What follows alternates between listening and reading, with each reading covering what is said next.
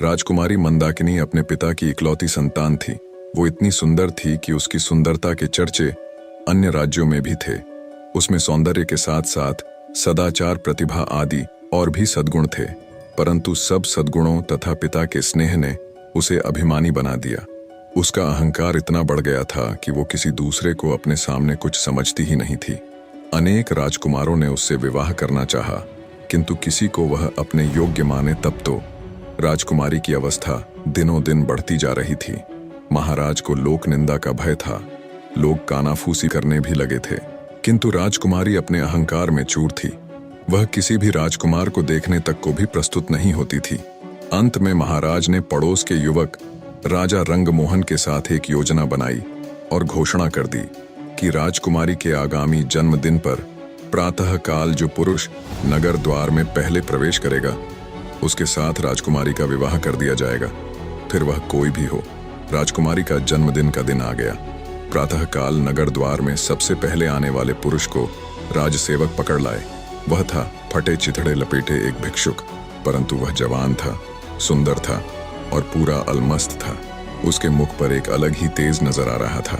महाराज ने राजपुरोहित को बुलवाया और बिना किसी धूमधाम के भिक्षुक के साथ राजकन्या का विवाह कर दिया। राजकुमारी चिल्लाई और रोते रोते उसने अपने सुंदर नेत्र लाल बना लिए, किंतु आज उसके पिता निष्ठुर बन गए थे। उन्होंने पुत्री के रोने चिल्लाने पर ध्यान ही नहीं दिया। भिक्षुक को केवल 5 स्वर्ण मुद्रा देकर उन्होंने कहा, तू अपनी पत्नी को लेकर मेरे राज्य से शीघ्र निकल जा, और याद रखना, यदि फिर तू या तेरी पत्नी मेरे राज्य में आए तो प्राण दंड दिया जाएगा। चलो मंदाकिनी। भिक्षुक ने राजकन्या को पकड़ा और चल पड़ा। रोती बिलखती राजकुमारी उसके साथ जाने को विवश थी, परंतु भिखारी ज्यों का त्यों प्रसन्न था। वह पत्नी के रोने पर ध्यान दिए बिना गीत गाता चल रहा था। राजकन्या को पैदल ही पिता के राज्य से बाहर जाना पड़ा। भिखारी उससे मधुर भाषा में बोलता, उसे प्रसन्न करने का प्रयत्न करता। पर्याप्त दूर जाने पर जंगल में नदी किनारे एक फूस की झोपड़ी में दोनों पहुंचे। भिखारी ने कहा, अब यही तुम्हारा घर है। तुम्हें स्वयं अब जंगल के पत्ते और लकड़ियां लानी पड़ेगी। कंदमूल जो कुछ मिलेगा उसे उबाल कर खाना पड़ेगा। पास के गांव में लकड़ियां बेचने जाना होगा। मैं भी जितना बन सकेगा तुम्हारी सहायता करूंगा। राजकन्या के लिए यह जीवन बहुत दुखद था, किंतु विवशता सब करा लेती है। उसे एक ही सुख था कि भिखारी उसके साथ बहुत प्रेमपूर्ण व्यवहार करता था। कुछ दिन ऐसे ही बीत गए। फिर एक दिन भिखारी ने झोंपड़ी छोड़ दी और मंदाकिनी को लेकर वह एक गांव में आया। वहां वे दोनों एक खंडहर जैसे घर में रहने लगे। भिखारी कहीं से कुछ पैसे ले आया और उससे उसने मिट्टी के बर्तन खरीदे। पत्नी से कहा, इन बर्तनों को बाजार में ले जाकर बेच आओ। किसी समय जो राजकन्या थी, उसके लिए सिर पर बर्तन उठाकर बाजार में जाना बड़ा कठिन काम था, किंतु मरती क्या करती उसे जाना पड़ा। भिखारी ने उसे स्पष्ट कह दिया कि यदि उसकी आज्ञा का पालन न करना हो तो वह मंदाकिनी को छोड़कर चला जाएगा। बेचारी मंदाकिनी बर्तन सिर पर उठाकर बाजार गई। उसे बर्तन बेचना तो आता नहीं था, दूसरों से नम्र व्यवहार करना भी नहीं आता था।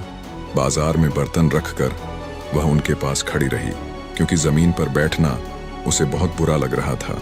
उसे कुछ ही देर वहां खड़े हुए हुई थी कि एक घुड़सवार युवक बाजार में आया। उसने मंदाकिनी से बर्तनों के दाम पूछे। मंदाकिनी ने रूखे स्वर में दाम बताए तो घुड़सवार लौट पड़ा। मोड़ते समय उसका घोड़ा भड़क उठा।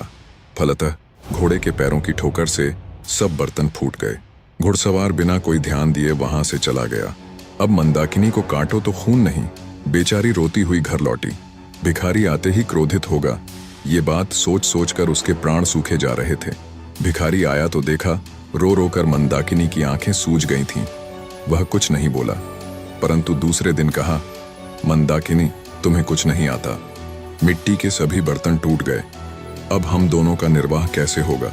एक उपाय है, नगर में चलते हैं। सुना है राजा रंगमोहन बहुत दयालु है। उसकी पाकशाला में तुम्हें कोई नौकरी दिलवाने का प्रयत्न करूंगा।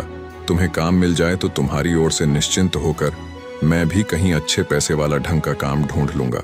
कुछ धन एकत्र हो जाने पर कोई व्यापार कर लूंगा और तब तुम्हें भी अपने पास बुला लूंगा।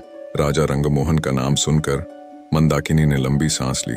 एक समय इस नरेश ने उससे विवाह करने का प्रस्ताव किया था। आज वह राजरानी होती, किंतु हाय रे ये घमंड, आज उसी राजभवन में वह दासी बनने जा रही है। जाने के अतिरिक्त कोई दूसरा रास्ता नहीं था। मंदाकिनी नगर में गई और राजा की पाकशाला में उसे नौकरी मिल गई। भिखारी उससे विदा होकर कहीं चला गया। मंदाकिनी का गर्व नष्ट हो गया था, उसका स्वभाव बदल गया था। अब वह अत्यंत विनम्र, परिश्रमी और सावधान सेविका बन गई थी। रसोई घर की अध्यक्षा रंभा कुमारी उसके कार्य से अत्यंत संतुष्ट थी। बसंत पंचमी आई। राजा रंगमोहन का जन्मदिन था। सभी सेवकों को इस दिन नरेश अपने हाथ से पुरस्कृत करते थे। दूसरी सेविकाओं के साथ मंदाकिनी को भी राजसभा में जाना पड़ा। जब सब सेवक पुरस्कृत हो चुके और सब सेविकाएं भी पुरस्कार पा चुकी, तब उसे पुकारा गया। वह हाथ जोड़े, मस्तक झुकाए राज सिंहासन के सामने खड़ी हो गई। नरेश ने कहा, मंदाकिनी, मैं तुमसे प्रसन्न हूं। तुम्हें तो मैं अपनी रानी बनाना चाहता हूं। मंदाकिनी चौंक पड़ी। महाराज, आपको ऐसी अधर्मपूर्ण बात नहीं करनी चाहिए। मैं परस्त्री हूं। क्या हुआ जो मेरा पति भिक्षुक है? मेरा तो वही सर्वस्व है। उसे छोड़कर मैं दूसरे किसी की सोच भी नहीं सकती। वही मेरा स्वामी है। आपकी मुझ पर बहुत कृपा है, तो इतना अनुग्रह करें कि मेरे पति का पता लगवाकर उसे बुला दें। मैं पाकशाला में सेवा करके प्रसन्न हूँ। महाराज रंगमोहन चले गए और थोड़ी देर में वह भिखारी राजमहल से निकला। मंदाकिनी उसे देखते ही दौड़कर उसके पैरों पर गिर पड़ी। भिखारी मुस्कुराया और बोला, मंदाकिनी, मुझे ध्यान से देखो तो तुम्हें मुझमें और रंगमोहन में कुछ सादृश्य नहीं मिलता। भेद खुल चुका था। भिखारी के वेश में उसको ग्रहण करने वाले स्वयं राजा रंगमोहन ही थे और वह थी उनकी महारानी। राजा ने कहा, मंदाकिनी, क्षमा करना, तुम्हारे अभिमान की मुझे कोई दूसरी औषधि मिली ही नहीं, इसलिए तुम्हारे पिता के साथ मिलकर मुझे ये रास्ता अपनाना पड़ा। निष्कर्ष, जीवन में अभिमान और घमंड का कोई स्थान नहीं है। कठिन परिस्थितियां हमारे अहंकार को मिटाने और हमें विनम्र बनाने के लिए आती हैं। जीवन की सच्ची समझ कठिनाइयों से ही मिलती है और सच्चे प्रेम और समर्पण के बिना जीवन में वास्तविक खुशी और संतोष संभव नहीं है। इसके साथ ही कहानी यह भी बताती है कि परिस्थितियां चाहे जितनी भी कठिन क्यों न हों, सच्चा प्रेम, सहनशीलता और विवेक ही जीवन को सही दिशा में आगे बढ़ाते हैं।